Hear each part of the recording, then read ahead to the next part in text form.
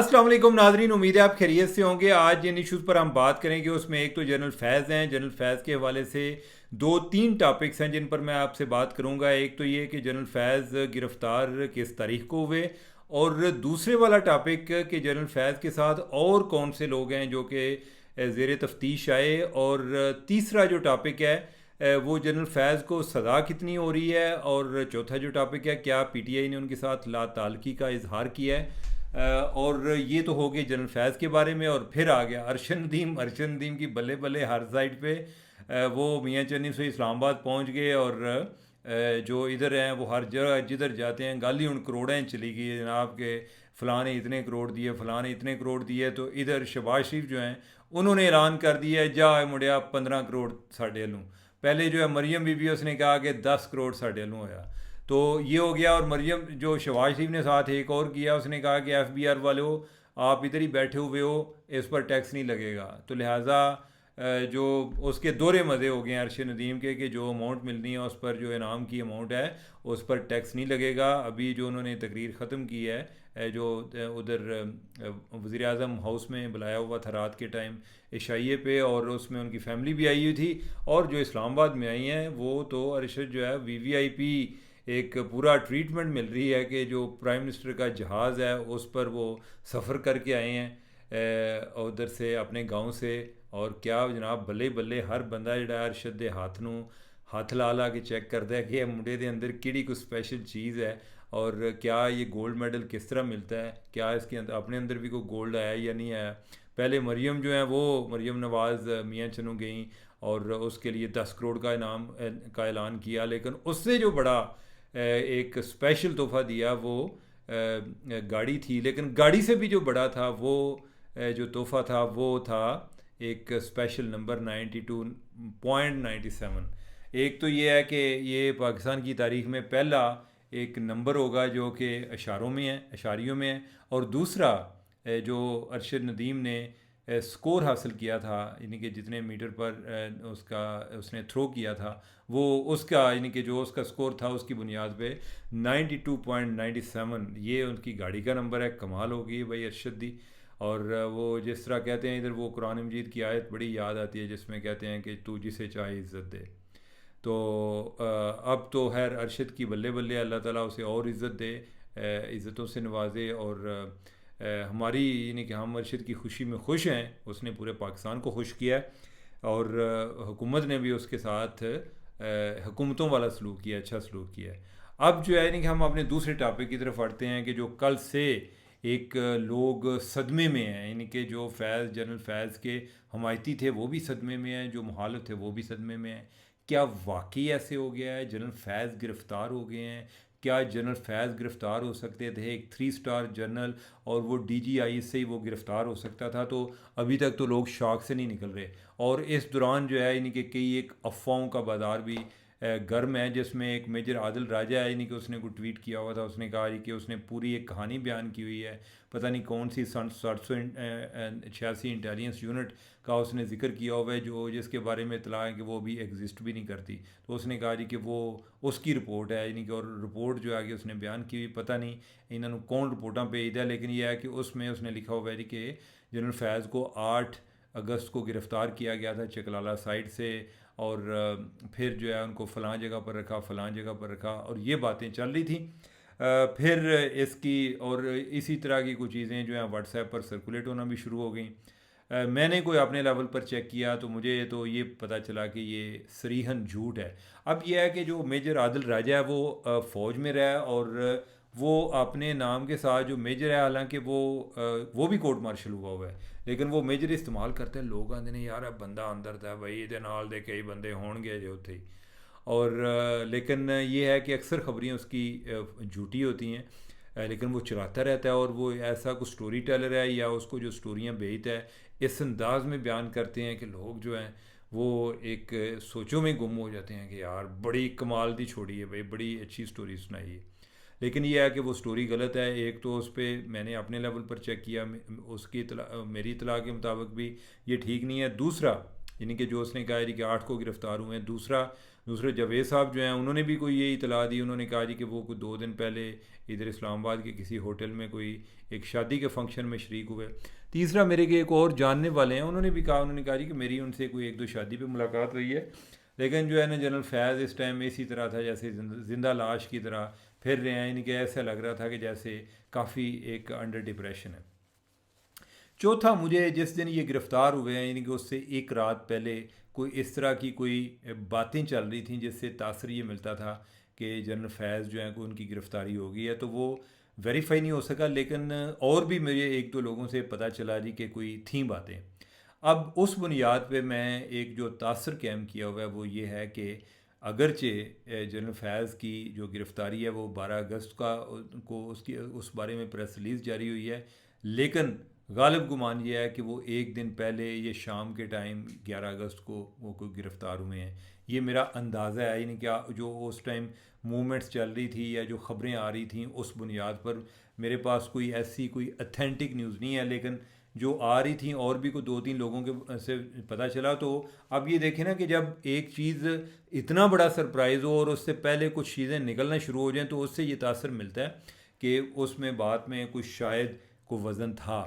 तो अब यह है कि अगला सवाल ये है कि जो पीटीआई वाले हैं वो इतना ऐलान ला ताल्लुकी क्यों कर रहे हैं। इमरान खान ने कहा जी कि मेरा जनरल फैज़ के साथ बड़ा प्रोफेशनल तल्लक था। क्या जोक है कि प्रोफेशनल तल्लक था, यानी कि सारी आपकी जो पॉलिटिकल मैनेजमेंट है वो जनरल फैज़ करता था। इवन जब वो कोर कमांडर पेशावर थे तो उस टाइम भी जो एक तो पीटीआई गवर्नमेंट को भी स्पेशल इंस्ट्रक्शन थी कि फैज़ को हर लिहाज से खुश रखना है, और दूसरा जनरल फैज़ जो हैं वो भी हर टाइम इसी तरह पीटीआई के वर्कर के तौर पे लोगों को कायल कर रहे होते थे जी कि आप आएँ, आप पीटीआई ज्वाइन करें, और फिर कोई ऐसा अहम पैगाम होता था तो लोगों की नज़रों से बचने के लिए वो कभी चीफ़ मिनिस्टर कभी किसी और को कह के कि जनाब उधर जाते हैं, यानी इमरान खान को जाकर ये बात कन्वे करें, और जनाब स्पेशल उधर से कोई हेलीकॉप्टर आते होते थे, इधर बनी गाला में उतरते और इधर कन्वे करके चले जाते थे। जनरल फैज़ खुद नहीं आता था, लेकिन बाकी मैसेंजर जो हैं वो कोई एक जो है ना स्नेहा पत्र लैके आते सन और वापस चले जाते सन।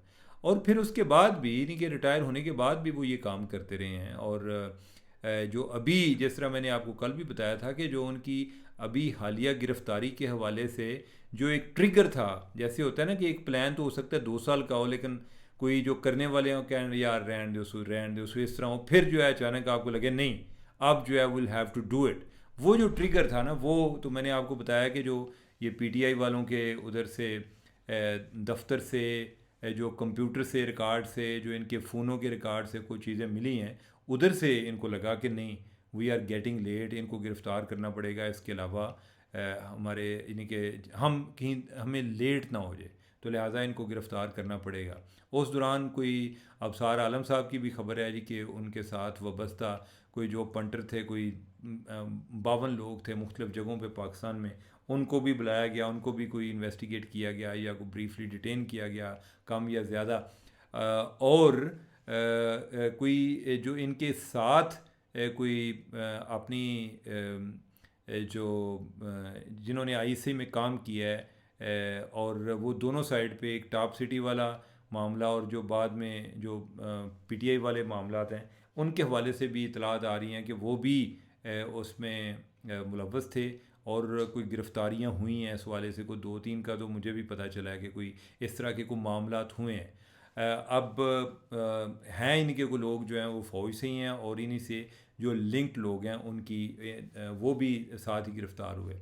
अब ये है कि जो आगे बात आती है कि पीटीआई के लिए कोई मज़ीद सख्तियाँ होंगी, यानी पीटीआई के लिए काफ़ी चैलेंजेस आएंगे। जिस तरह मैंने आपको बता रहा हूँ कि बेसिकली ट्रिगर ही पीटीआई बनी है कि जो पीटीआई के साथ इनकी कोऑर्डिनेशन है, जो ये उनको नैरेटिव के बयान मैदान में हेल्प करते हैं कि फ़ौज के साथ कैसे डील करना है, इनके साथ मैसेजिंग और इनको क्या अल्फाज इस्तेमाल होने चाहिए, और बाकी लोगों के साथ जो राब्ते हैं, इमरान खान के साथ राब्ते, इमरान खान तो कह रहे हैं ना कि मेरे साथ कोई राब्ते नहीं है, तो अगर भाई कल कोई ऐसी कोई एविडेंस आ गई कि राब्तों की तो फिर क्या करेंगे। तो अब यह है कि पीटीआई के लिए भी मुश्किलात नज़र आ रही हैं इस हवाले से। आगे जो आखिरी पॉइंट है इसमें वो ये है कि जनरल फैज़ को क्या सज़ा होगी। तो ये ज़हन में रखें कि जो कोर्ट मार्शल है, कोर्ट मार्शल भी कोई 3 तरह के होते हैं, और जो इनके साथ हो रहा है ये जो उस लिहाज से ये समझा जाता है कि एक तो है कि जो समरी कोर्ट मार्शल है, और फिर होता है एक जनरल कोर्ट मार्शल, और एक होता है फील्ड जनरल कोर्ट मार्शल। जो समरी कोर्ट मार्शल है वो तो एक कर्नल, यूनिट का कर्नल भी कर सकता है, और वो ऑफिसर्स का अलबत्ता नहीं कर सकता, वो अपने जो सोल्जर्स होते हैं उनका कर सकता है। उनको कोई माइनर लेवल पे कोई पनिशमेंट वो कर सकता है। आगे जो होता है जनरल कोर्ट मार्शल जिसमें ऑफिसर्स का आता है, और फिर होता है फील्ड जनरल कोर्ट मार्शल। और फील्ड जनरल कोर्ट मार्शल इसकी किसी का अगर करना हो तो उसकी अप्रूवल भी पहले आर्मी चीफ से लेनी पड़ती है, तो लिहाजा ये हाई लेवल की गेम होती है। तो वो जो है वो जनरल फैज़ का हो रहा है, और उसमें आमतौर पे कोई ज़्यादा कोई घिनौने कामों में मुलव्वस हो तो उसके ख़िलाफ़ होता है। अब जनरल फैज़ पर चार्जशीट क्या है, ये चीज़ अभी तक ना मेरे ख्याल जनरल फैज़ को भी पूरा नहीं आइडिया होगा। उनकी इन्वेस्टिगेशन तो ही होगी, लेकिन जो है ना एक चार्जशीट ये कि भाई ये हम इल्ज़ाम है जिसके तहत हम आपके खिलाफ़ प्रोसीड करेंगे, वो गालिबन अभी शायद वो नौबत नहीं आई। एक पहले होती है कोर्ट ऑफ इंक्वायरी जिसमें इंक्वायरी होती है, और फिर ये होता है जी कि ये केस बनता है और हमें इसके खिलाफ़ प्रोसीड करना चाहिए। दूसरा आता है फिर समरी जो एविडेंस है कि जिसमें जो मुलज़म से उसकी स्टेटमेंट ली जाती है। आमतौर पे मुलज़म स्टेटमेंट देते नहीं, उनको लगता है जी कि कोई चीज़ें हो सकता है कि इसके अलावा जो हमसे पूछा गया है, सवाल पूछे गए हैं, इनके अलावा भी कुछ चीज़ें होंगी, तो वो आमतौर पे देते नहीं। वो आगे जब कोर्ट मार्शल शुरू होता है तो उधर चार्जशीट पढ़ के सुनाई जाती है, तो उधर जाके बात करते हैं। तो इनके हवाले से भी अभी तय करना बाकी है कि क्या टॉप सिटी को ही मेन रीज़न बनाया गया है, या जो पीटीआई के साथ इनकी कॉरेस्पॉन्डेंस है और उसमें क्या क्या करते रहे हैं। इमेजिन करें कि अगर उसमें कोई इस तरह की चीज़ आ जाएगी कि ये इनको फ़ौजी क़यादत के ख़िलाफ़ उकसा रहे थे, कोई इस तरह की बात आ गई, तो फिर तो सज़ाए मौत भी हो सकती है।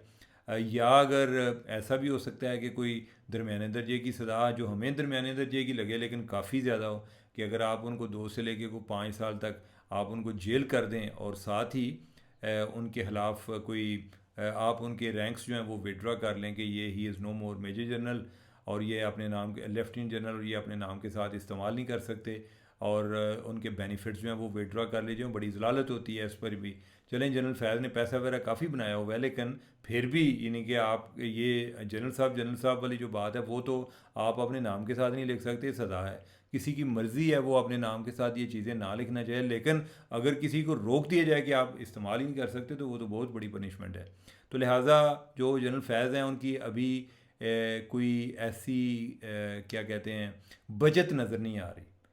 उनको वकील ज़रूर मिलेगा, मिलिट्री कोर्ट में भी उनका वकील होगा। एक फ़र्क होगा कि जिस तरह एक सिविलियन कोर्ट में मामला कोई साल साल लटका लेते हैं जी कि वो एडजर्नमेंट के मामले में या इस तरह से चीज़ें लेट हो जाती हैं, वो नहीं होनी। वो 2-3 महीने के अंदर अंदर उम्मीद है कि इनका कटी कटा निकल आएगा, यानी कि इनका कोई ना कोई फ़ैसला हो जाएगा कि सज़ा और कितनी सज़ा, ये चीज़ें तय हो जाएंगी। तो नाज़रीन, मुझे दें इजाज़त। अल्लाह हाफिज़।